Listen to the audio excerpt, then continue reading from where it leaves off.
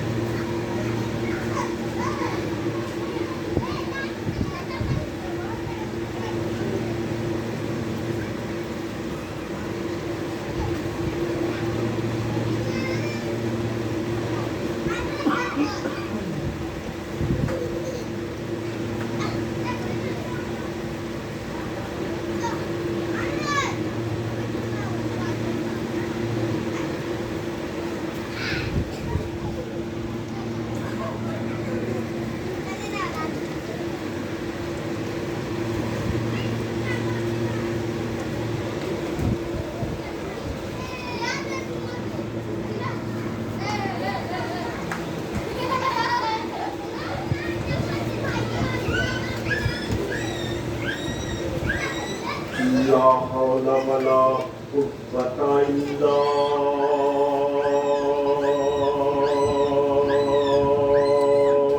بالله العلي العظيم. حسبنا الله ونعم الوكيل. نعم المولى ونعم النصير. أعوذ بالله من الشيطان اللعين الرجيم. بسم الله الرحمن الرحيم.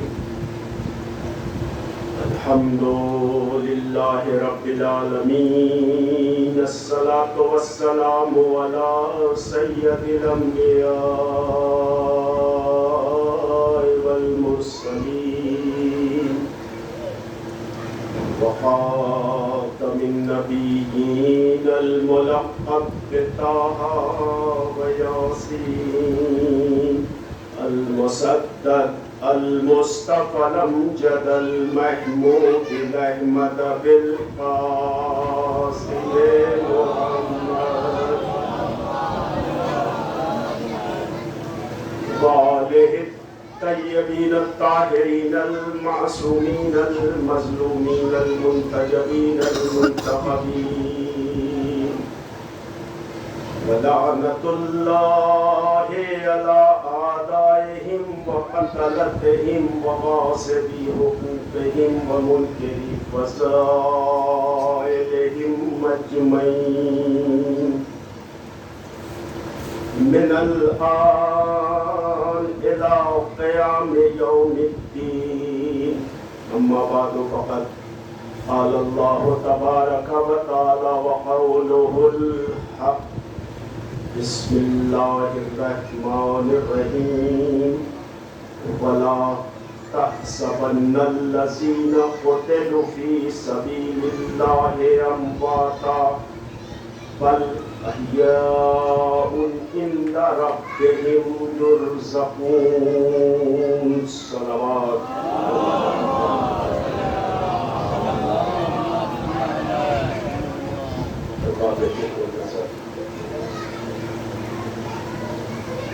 برادران ایمانی، عزیزان گرامی اور شہزا پر صحرا کے لال کا ماتم کرنے والوں،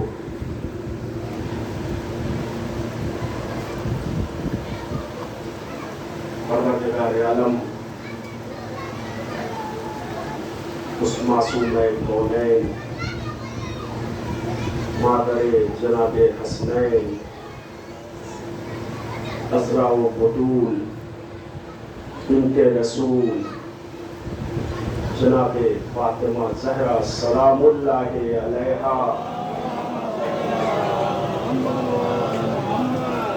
کے صدقے میں آپ کی اس عظیم بارگاہ میں حاضری کو شرف قبولیت عطا فرمائے.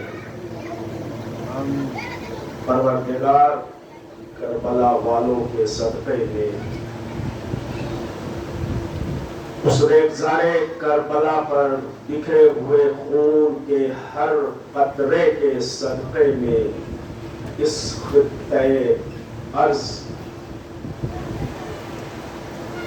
पर अपनी खुसूसी रहमत का नुज़ूल फरमा। और वो मिल्लत के जवानों नौजवानों को हर आफतों बलाओं से महफूज रखना। और मेरे मालिक, दुआओं में एक खुसूसी दुआ ये है कि बीमारे करबला सैयदे सज्जाद के सदक़े में हम में से अगर कोई भी कहीं भी बीमार हो, ज़हरा के लाल के अज़ादारों को हर बीमारियों से महफूज रखना और उन्हें शफ़ाए कामिला अता करना। अरबाबे गम सोगवाराने मज़लूम करबला कुरान मजीद की मुक़द्दस तरीन आयत मुबारका के मैं आपकी बारगाह आलिया में पेश करने की सआदत हासिल किया, जिसका ज़ाहिरी तर्जुमा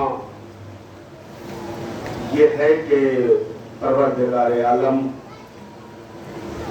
इस बात से मना कर रहा है, खबरदार खबरदार, वला तहसबन्नल्लज़ीना, देखो हरगिज हरगिज गुमान भी न करना, शक भी न करना कि जो सबीलिल्लाह में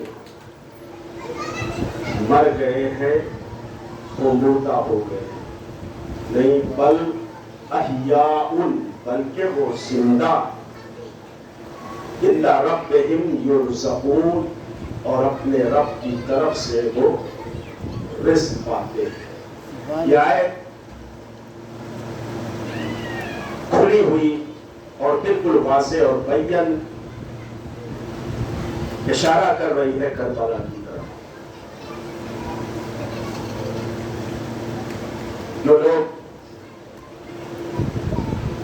करबला वालों को, करबला के शहीदों को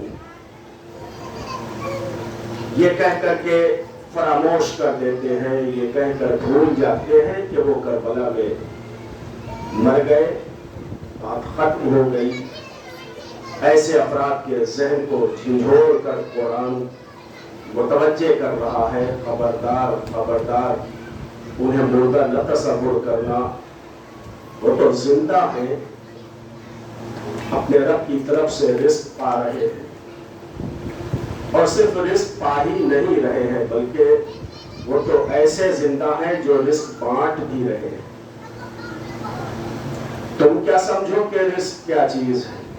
तुमने रिज़्क़ खुदा को रोटियों में महदूद कर दिया, तुमने रिज़्क़ खुदा को चंद दुनियावी अशिया में महदूद कर दिया। तुम्हें क्या पता कि वो रिज़्क़ देने वाला कैसा रिज़्क़ दे रहा है? अगर रिज़्क़ न दिया होता तो आज हुर का मुकद्दर न चमकता हुआ दिखाई देता। ये करबला वालों का दिया हुआ रिज़्क़ था कि जिसने हुर को फर्श से अर्श पर पहुंचा दिया। लिहाजा कभी भी खबरदार, आगाह कर रहा है वो मालिक, खबरदार खबरदार, कभी उन्हें मुर्दा न कहना बल्कि वो जिंदा होते हैं, वो जिंदगी बांटते हैं, और जिनके दिलों में मारिफत थी करबला वालों की, खुसूसन मज़लूम करबला की मारिफत थी, उन्होंने जब ये देखा कि जिंदगी उधर बढ़ रही है तो वो बढ़कर अपनी जिंदगी को लेने के लिए, वो जानते थे कि ये जिंदगी जिस जिंदगी में हम जी रहे हैं یہ فنا ہونے والی زندگی ہے.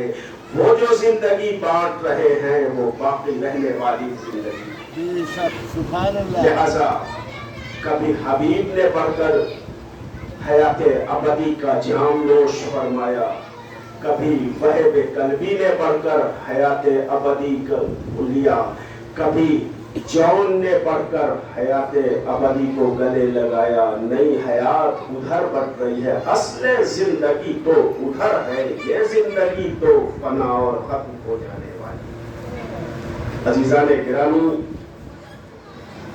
تمہید کی منزل سے گزر چکا ہوں. بات شہادت کے عنوان سے ہونی تھی, جس کے لیے میں نے کل آپ سے وعدہ بھی کیا تھا کہ ایسے لوگ جو اللہ کی راہ میں شہید ہوتے ہیں, اللہ کی راہ میں مرتے ہیں, وہ شہید ہوتے ہیں. اللہ نے انہیں درجہ شہادت پر فائز کیا ہے. یہ شہادت کا درجہ بڑا عظیم درجہ ہے, بڑا باوقار درجہ ہے. یہ تو ستم ضعیفی ہے زمانے کی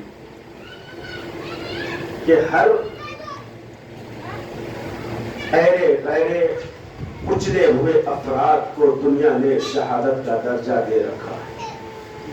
آپ سنتے رہتے ہیں, دیکھتے رہتے ہیں, اخباروں کے ذریعے, میڈیاز کے ذریعے سے فلاں شہید فلاں شہید فلاں. چاہے جیسے کوئی مر جائے وہ مردہ ہوتا ہے, شہید ہو نہیں سکتا, اس لیے کہ شہید کے لیے اللہ نے ایک ہی معیار تو قائم کیا ہے, جو راہ خدا میں مرے گا وہ شہید ہو. فی سبیل اللہ, سبیل اللہ, اللہ کی سبیل میں جس کا انتقال ہوگا, چاہے گھر کے بستر پر انتقال ہو جائے, وہ بھی شہید ہوگا. شہادت کے منصب پر پہنچنے کے لیے فی سبیل اللہ شرط رکھی ہے اللہ, بس یہی ایک شرط ہے, اس کے علاوہ کوئی دوسری شرط نہیں ہے. فی سبیل اللہ ہونا چاہیے. اب میں بار بار سبیل کا لفظ استعمال کر رہا ہوں اور سبیل کا ترجمہ نہیں کر رہا ہوں, اس لیے کہ جب ترجمہ کرنے کے لیے لب کشائی کرتا ہوں تو لب پر علی کا نام آتا ہے, اس لیے کہ سارے مفسرین نے لکھا ہے, تفسیر صافی سے لے کر تفسیر ابو حمزہ سمالی تک کے جتنے بھی مفسرین ہیں, ان سب نے قرآن مجید میں جہاں جہاں بھی سبیل کا لفظ آیا ہے تو اس سبیل سے مراد مولائے کائنات کو لیا ہے. اب ترجمہ کرے, جو عشق علی میں دنیا سے اٹھ جائے اسے مردہ نہ کہنا, وہ زندہ ہوتا ہے. اندہ ربہم یرزقون, فی سبیل اللہ کا مطلب ہی یہ ہے کہ عشق علی میں دنیا سے جا رہا, عشق علی میں جانے والا. اور اسی کے لیے پیغمبر نے ایک سند, ایک مہر لگا دی, یہ کہہ کر کے کہ من ماتا علی حب آل محمد ماتا شہیدا, جو محبت اہل بیت میں مر جاتا ہے وہ شہید ہوتا ہے. اس کا مطلب یہ ہے کہ اہل بیت کی محبت ایک بڑا عظیم سرمایہ ہے. بس عظیم سرمایہ ہے. کہنے کے لیے تو ہم بھی یہ کہہ کر نکل جاتے ہیں کہ ہم تو محب اہل بیت ہیں, لیکن کچھ تو علامت جو چیز ہوتی ہے نا تو اس کی کچھ علامتیں ہوتی ہیں, اس کے اظہار کا کچھ طریقہ ہوتا ہے. ہم یہ دعویٰ کریں ہم محب اہل بیت ہیں تو پھر اس کے اظہار کا کچھ طریقہ بھی ہونا چاہیے. ہمارے وجود سے اس بات کا اظہار ہونا چاہیے کہ ہاں یہ آل محمد کا چاہنے والا ہے.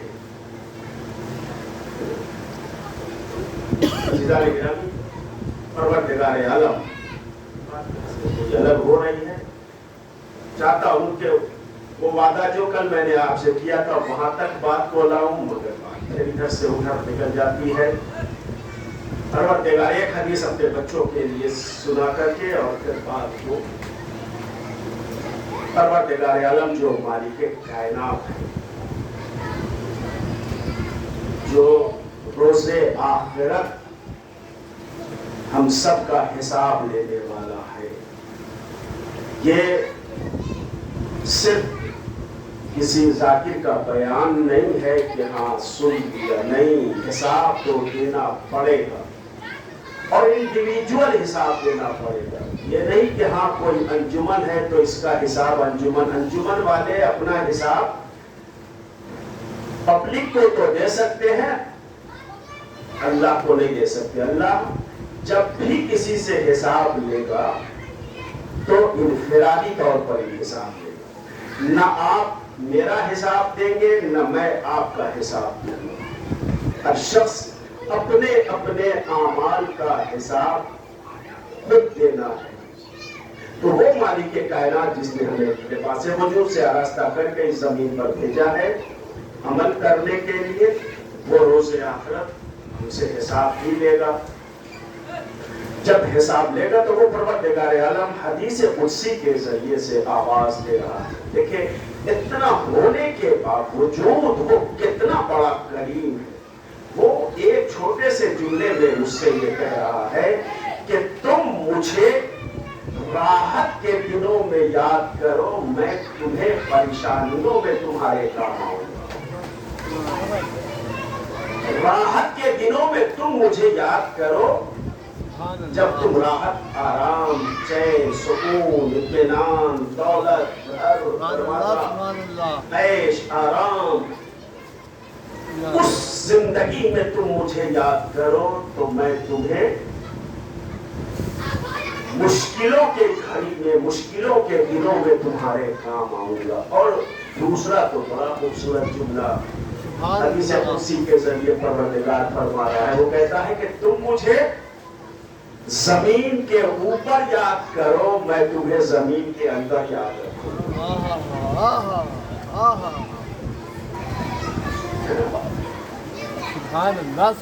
क्या प्यारा जुमला है, क्या करम का जुमला है। तुम मुझे जमीन के ऊपर याद करते रहो, हम तुम्हें जमीन के नीचे याद करते रहेंगे, तुम्हारे काम आते रहेंगे। अजीजों, यही हमारी जिम्मेदारी है, यही इंसानियत का तकाज़ा भी है कि जिसने हम पर करम किया है। इखलाक़ी फरीज़ा ये है कि हम उसे याद करें नहीं। यहीं पर तो हमसे मिस्टेक और सहो। हम अल्लाह को याद करते, अल्लाह ने याद करने के लिए नहीं कहा है कि तुम अल्लाह को याद करते रहो, नहीं, तुम अल्लाह को याद रखो। जब करेंगे ना अल्लाह को याद तो उसके लिए हम वक्त मुअय्यन करेंगे, उसके लिए हम दिन मुअय्यन करेंगे, उसके लिए हम तारीख मुअय्यन करेंगे, फला तारीख को हम अल्लाह को याद करेंगे। लेकिन जब याद रखने की मंजिल में पहुंचेंगे तो फिर उठेंगे तो अल्लाह याद रहेगा, बैठेंगे तो अल्लाह याद रहेगा, सांस लेंगे तो अल्लाह याद रहेगा, जब खाना खाएंगे तो अल्लाह याद रहेगा, जब सोएंगे तो अल्लाह याद रहेगा, जब बाजारों में जाएंगे तो अल्लाह याद रहेगा। और यही अल्लाह को याद रखना ही यही असले इबादत है। ग्रामी बात उस परवरदिगार आलम से शुरू हुई।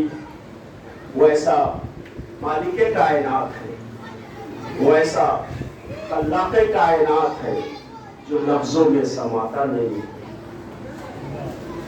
ख्यालात में आता नहीं, इशारे उसकी तरफ किया नहीं जा सकता है। वो महसूस किया नहीं जा सकता है, इसलिए कि महसूस हवासे खमसा के जरिए से किया जाए। अगर हवासे खमसा के जरिए उसे महसूस कर लिया जाए तो फिर वो महदूद हो जाएगा, और जो महदूद हो जाए वो अल्लाह नहीं होता है। ایسی ذات ہے،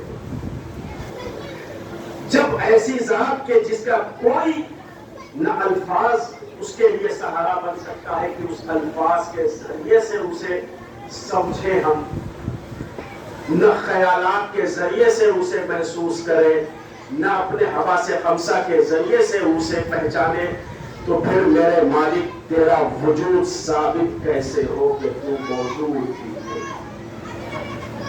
سوال تو پیدا ہوتا ہے کہ تیرے وجود کو کیسے محسوس کرے کہ تو موجود بھی ہے؟ قدرت نے آواز دی، میں نے اپنے وجود کے لیے ایک گواہ بنا کر کے اس کائنات میں بھیجا ہے۔ اب دیکھیں عزیزان گرامی، قرآن مجید پورے اطمینان سے سنے، کچھ دیر آپ کی خدمت میں مجھے کچھ اہم بات آج اس سلسلے کی کرنا ہے۔ صاحبان عرفان کا مجمع ہے، صلوات پڑھتے محمد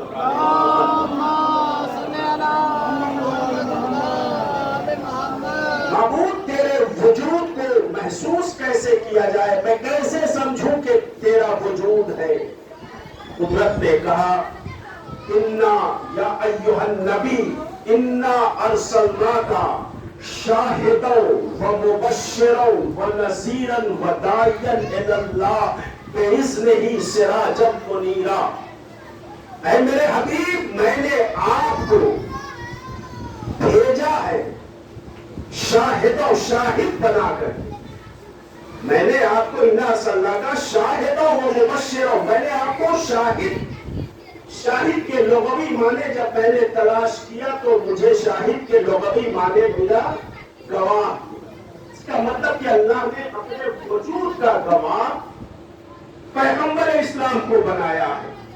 پیغمبر آپ میرے وجود کی گواہی دیتے رہے، جنہیں نہیں سمجھ میں آ رہا ہے کہ میں موجود ہوں کہ نہیں ہوں، تو میرے وجود کی گواہی آپ کو دینا ہے۔ میں نے آپ کو یہ ذمہ داری دی ہے، آپ کو اپنا گواہ بنایا ہے کہ آپ میرے وجود کی گواہی، آپ شاہد ہیں میرے۔ پوری توجہ عزیزان گرامی، بہت اہم بات میں نے اس وقت چھیڑ رکھی ہے۔ دو لفظ قرآن مجید میں اللہ نے استعمال کیا ہے گواہ کے لیے۔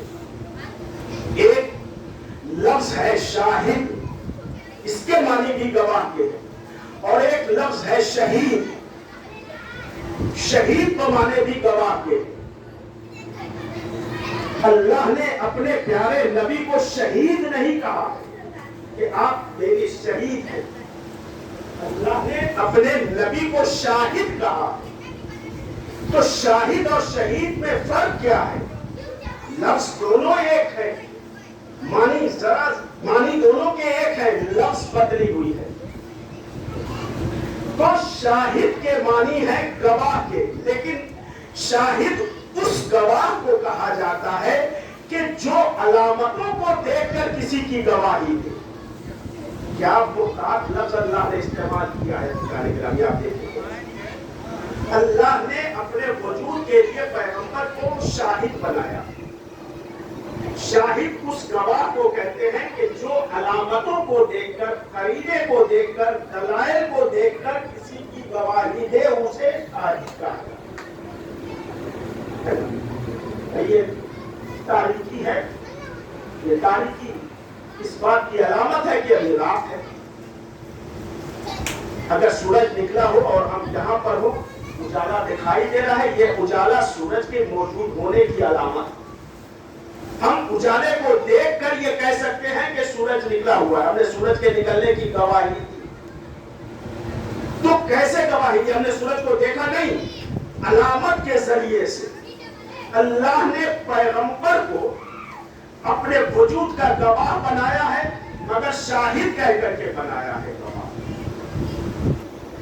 لیکن جب پیغمبر کی گواہی کی بات آئی تو اسی پروردگار عالم نے قرآن میں کہا قل کفا باللہ شہیدا بینی و بینکم ومن عندہ علم الکتاب، اے میرے حبیب یہ کافر آپ کو رسول نہیں مانتے ہیں نا، تو انہیں نہ ماننے دیجیے. آپ کی رسالت کی گواہی کے لیے تو ایک میں ہوں اور ایک وہ ہے کہ جس کے پاس کتاب کا پورا علم ہے. فرق محسوس کیا؟ وہاں اللہ نے پیغمبر کو شاہد کہا ہے، جہاں پیغمبر کی اپنی گواہی کے لیے پیغمبر کو شاہد کہا، رسول کی گواہی کے لیے شہید کہا. اللہ نے خود کو شہید کہا، پیغمبر کو شاہد کہا. اور فرما رہے ہیں شہید اس گواہ کو کہتے ہیں کہ جو چشمے دید ہو، جو اپنی آنکھوں سے دیکھ رہا ہو، اسے شہید کہا جاتا ہے. اور شاہد جو علامت کو دیکھ کر کسی کی گواہی دے. ظاہر سی بات ہے کہ اللہ دکھائی دینے والی شے کا نام نہیں ہے.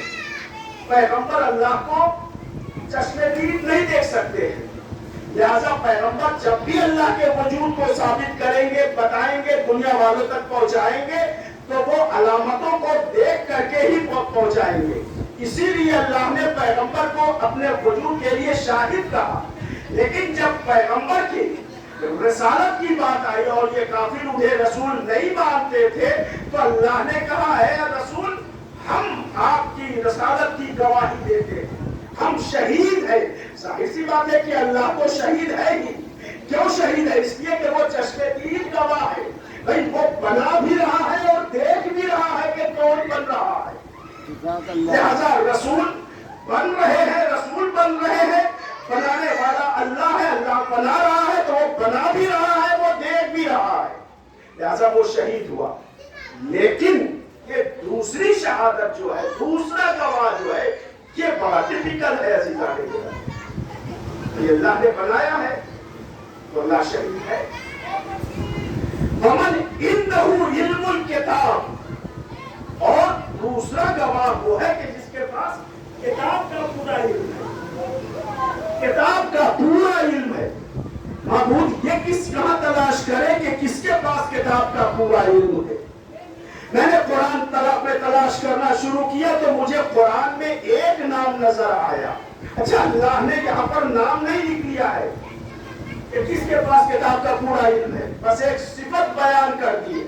اب یہ تو ہماری اور آپ کی ذمہ داری ہے کہ صفت کو دیکھ کر موصوف تک پہنچ جایا جائے. یہ ایمان کی معراج ہوگی آپ کے لیے، ہمارے لیے، کہ ہم صفتوں کو دیکھتے جائیں، موصوف تک پہنچتے چلے جائیں. ورنہ میں نے قرآن میں جب تلاش کرنا شروع کیا تو پورے قرآن میں مجھے ایک نام ملا اور وہ نام تھا جناب سلیمان پیغمبر کے وزیر، وسیع جانشین، ان کے بھائی، ان کے خلیفہ، جن کا نام تاریخ میں قرآن نے آصف بن برقیہ. ان کے بارے میں قرآن نے لکھا کہ ومن عنده علم من الکتاب. محسوس کیا تھوڑا فرق؟ ومن عنده علم الکتاب، اور ان کے لیے آیا کہ ومن عنده علم من الکتاب. من بازیہ کے لیے آتا ہے، تبیزیہ وہ کہلاتا ہے. تبیزیہ کا مطلب بہت ساری چیزیں ہیں، اس میں سے تھوڑا سا. یہ معنی ہے من کے، کہ ہم نے آصف ابن برقیہ کو کتاب کا تھوڑا سا علم دیا ہے، تھوڑا سا علم دیا ہے کتاب کا. معبود پیغمبر کی رسالت کی گواہی آصف ابن برقیہ سے کہا نہیں، آصف ابن برقیہ کے پاس تو کتاب کا تھوڑا سا علم ہے. اور وہ بھی کون سی کتاب؟ جو جناب داؤد پر نازل ہوئی تھی، یعنی زبور جیسی کتاب کا تھوڑا سا علم آصف ابن برقیہ کے پاس ہے. میں اس کتاب کا ذکر نہیں کر رہا ہوں، میں تو الکتاب کا ذکر کر رہا ہوں. ومن عنده علم کتاب، جس کے پاس کتاب کا پورا علم ہے. اب کہاں تلاش کیا جائے؟ کہاں بہت دور جانے کی ضرورت نہیں ہے. چلو میں تمہیں لیے چلتا ہوں. 13 رجب کی تاریخ تھی، خانہ کعبہ کی 4 دیواری تھی. جب مولود کعبہ کعبے کے اندر آیا، پیغمبر نے اپنے ہاتھوں کو پھیلایا، دست پیغمبر پر مولائے متقیان آئے. آنے کے بعد ایک مرتبہ چہرہ رسالت کی زیارت کیا. یا رسول اللہ تو رہے سناؤں علی ابن ابی طالب نے اس کتاب کی تلاوت کیا کہ جس کتاب نے ماقبل کے تینوں کتابوں کو منسوخ کر دیا ہے، یعنی قرآن مجید. تو علی نے قرآن کی تلاوت کیا جس کے لیے قرآن کہہ رہا ہے وَمَنْ عِنْدَهُ عِلْمُ الْكِتَابِ. تمہاری رسالت کی گواہی وہ دے گا جس کے پاس کتاب کا پورا علم ہے. بات کلیئر ہو گئی کہ ایک رسول کی رسالت کی گواہی ایک اللہ دے گا، وہ شہید ہے، اور ایک وہ شہید ہے جس کے پاس کتاب کا پورا علم ہے.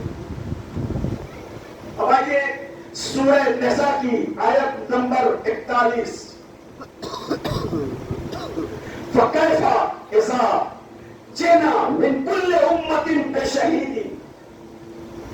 اے میرے رسول آپ اس وقت کو یاد کیجئے گا، دیکھیے گا اس منظر کو جب روز محشر، روز قیامت سارے نبی اپنی امت کے ساتھ میدان محشر میں جمع ہوں گے اور ہر امت پر اس کا نبی گواہ ہوگا.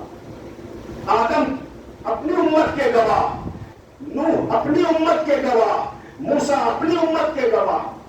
یہ تو ٹھیک ہے کہ نبی آئے ہیں، ان کی امت ہے، وہ گواہی دے گے کہ اس امت نے کیا کیا. اس پہ پتھر مارے، اس پہ کانٹوں پر چلایا، اس نے یہ گناہ کیا. یہ نبی اپنی امت کی گواہی دے گے. لیکن اس کے بعد کا جو جملہ ہے قرآن مجید کا اسی سورہ نساء کی 41ویں آیت، وہ اور اس کے بعد پھر یہ قرآن فرما رہا ہے کہ سارے نبی اپنی امت کی گواہی دیں گے اور اے میرے حبیب آپ سارے نبیوں کے گواہ بنیں گے.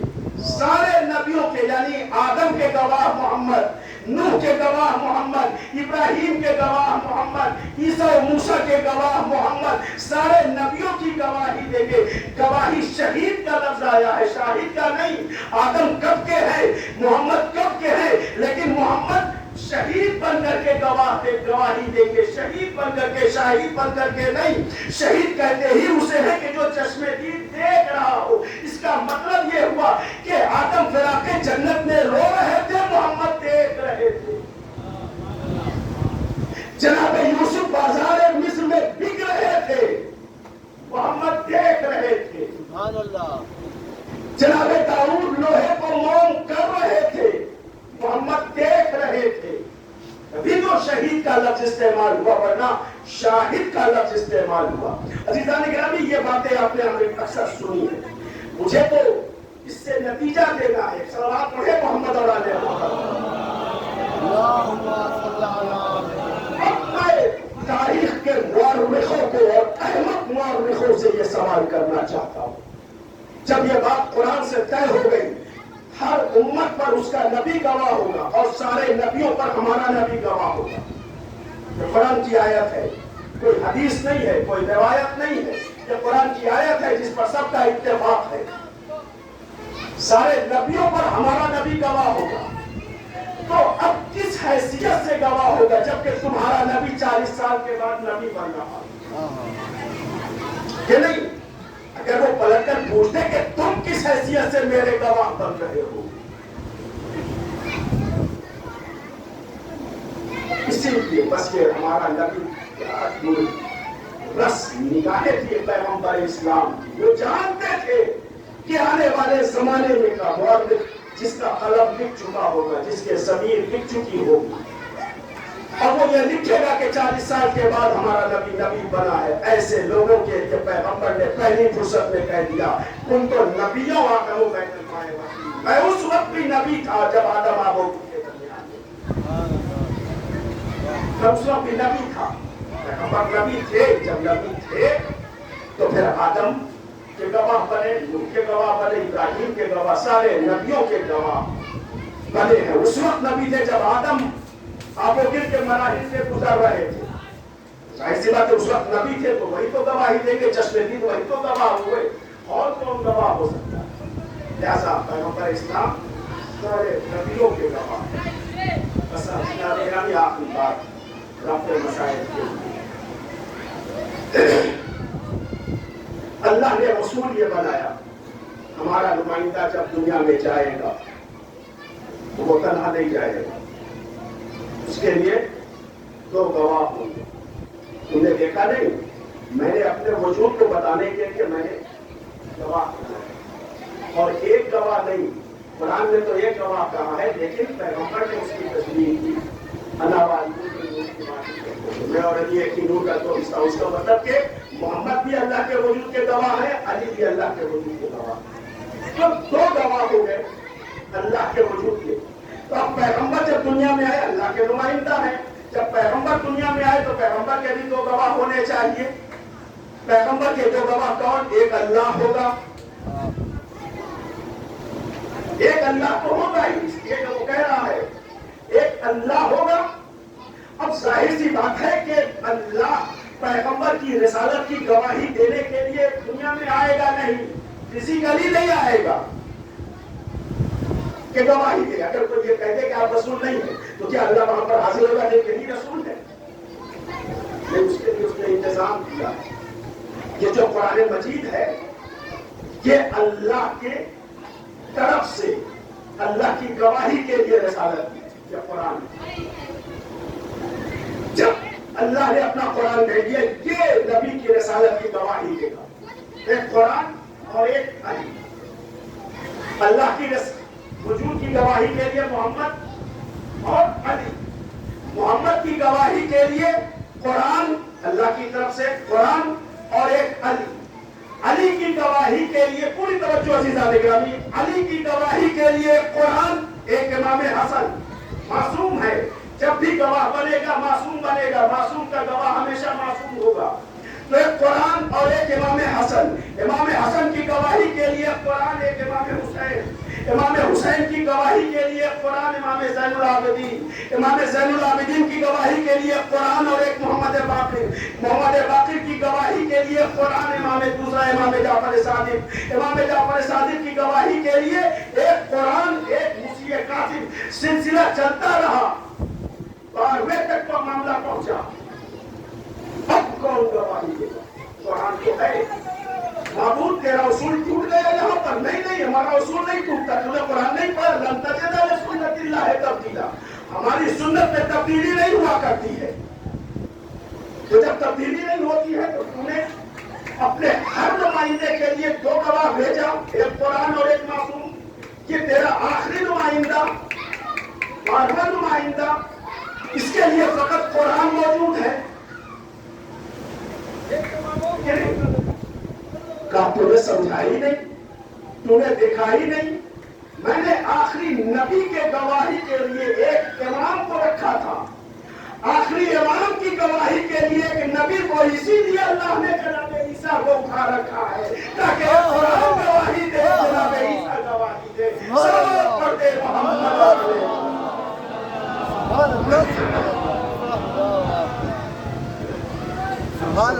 کہ جناب عیسیٰ کو اللہ نے کیوں اٹھایا. یہ اصول ہے اللہ کا, سنت ہے اللہ کی کہ وہ اپنے نمائندے کے لیے دو گواہ رکھتا ہے. جب کبھی ضرورت پڑے, جب کبھی کوئی چیلنج کرے تو یہ دو گواہ گواہی دے سکے. اللہ نے 12ویں کے لیے یہ انتظام کیا کہ پہلے جناب عیسیٰ کو اٹھا رکھا ہے تاکہ جب یہ 12واں آئے گا تو یہ قرآن تو موجود رہے گا گواہ کے طور پر, شہید کے طور پر, اور ایک عیسیٰ گواہی دیں گے کہ یہ ہمارا نمائندہ ہے. عزیزان گرامی, یہ شہادت کا منصب, یہ شہادت کا مرتبہ, یہ شہید, انہیں ہرگز مردہ نہ کہنا, یہ زندہ ہوتے اپنے رب کی طرف سے رزق پاتے. یہ ہے مفہوم شہادت. امام حسین مدینے سے چلے ہیں شہادت پیش کرنے کے لیے, گواہی دینے کے لیے. کس کی گواہی دینے کے لیے؟ وجود خدا کی گواہی دینے کے لیے. اور چلے بھی ہیں. جب کربلا پہنچے ہیں تو اب کربلا سے انہیں اپنے خدا کے وجود کی گواہی دینا ہے. معبود, میں کیسے تیری گواہی دوں؟ میری نظر میں تو اس سے بہتر کوئی اور طریقہ نہیں ہے کہ میں سجدوں کے بل چل کر تیری گواہی دوں. اور یہی وجہ ہے باب اعزا کے سب قتل ہو گئے. मगर हुसैन ने अपनी पेशानी जो खाक पर रखी, माबूद अब तो तू राजी हो गया कि मैंने तेरे वजूद की गवाही अपनी पेशानी को खाक पर रख कर दी। ये शहादत, ये गवाही कभी मुस्तरद नहीं हो सकती है, इसलिए कि इस शान की गवाही ना मां इससे कभी किसी ने दिया है, न इसके बाद कोई देने जा रहा है। ये गवाही सिर्फ हुसैन के हिस्से की गवाही है कि जिसने सजदे में सर रखकर सुभाना रब्बिल आला व बिहम्दि, बस बेजा खुदा कभी किसी को इतना मसलूम न बनाए जितने मजलूम करबला में हुसैन। मैंने लाशें उठते हुए तो बहुत देखे, मैयतें उठाने वालों को मैंने बहुत देखा है, मगर अज़ादारों आप इंसाफ से बताओ कि आपने कभी किसी ऐसे मैयत को उठाने वाले को देखा है कि जो बूढ़ा बाप हो और दोष पर जवान बेटे की मैयत हो? महल्ले में, अजीजों में मैयत हुआ करती है, मैयतें उठती हैं, मगर जो अजीजों अक़रबा होते हैं ना, वो बाप को मैयत तक पहुंचने भी नहीं देते। आप काम ना देंगे, नहीं हम आपके लाल की मैयत को उठाएंगे। इतना मजलूम था हमारा आका हुसैन करबला में कि जिसके दोष पर 57 बरस का बूढ़ा हुसैन, दोष पर 18 बरस के करियल जवान की मैयत, और वो भी वो करियल जवान जो शबीह पैगंबर कहलाता हो, जिसे देखकर हुसैन का धड़कता हुआ दिल संभलता हो। मेरे लाल जरा सामने खड़े हो जाओ, आज मुझे दादा की बहुत याद आ रही है। अली अकबर तादेर खड़े रहते थे, हुसैन अली अकबर के चेहरे की ज़ियारत किया करते थे और उन्हें नाना की ज़ियारत का एहसास होता रहता था। सोचे जरा सा, मैं बहुत पसंद नहीं पढ़ूंगा, बस वाकई करबला के बाद जब ये लुटा हुआ आका मदीने पहुंचा है और सैयद सज्जाद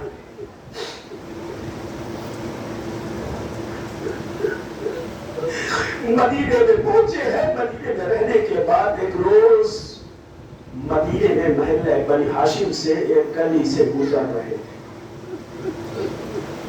देखा एक कस्साब की दुकान खुली हुई। इमाम वहां पर जाकर रुक गए, कस्साब को बुलाया, भाई